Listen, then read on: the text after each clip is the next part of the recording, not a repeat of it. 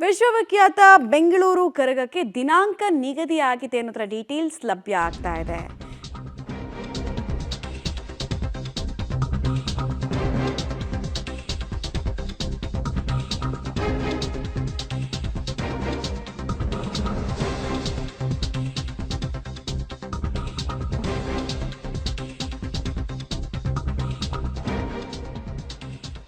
ಈ ಬಾರಿ 90 ಲಕ್ಷಕ್ಕೂ ಹೆಚ್ಚು ಜನ ಭಾಗಿಯಾಗುವಂತಹ ನಿರೀಕ್ಷೆ ಇದೆ. ಬೆಂಗಳೂರಿನ ಐತಿಹಾಸಿಕ ಕರಗ ಮಹೋತ್ಸವಕ್ಕೆ ದಿನಾಂಕ ನಿಗದಿಯಾಗಿದೆ.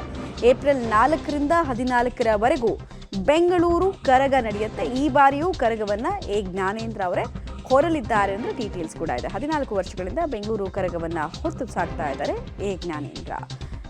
ಒಟ್ಟು 90 ಲಕ್ಷ ಬರಬಹುದು ಜನ ಅನ್ನುವಂತಹ ನಿರೀಕ್ಷೆ ಕೂಡ ಇದೆ. ಅದಕ್ಕೆ ಬೇಕಾದಂತಹ ವ್ಯವಸ್ಥೆಗಳು ಕೂಡ ಸದ್ಯಕ್ಕೆ ಆಗ್ತಾ ಇದೆ.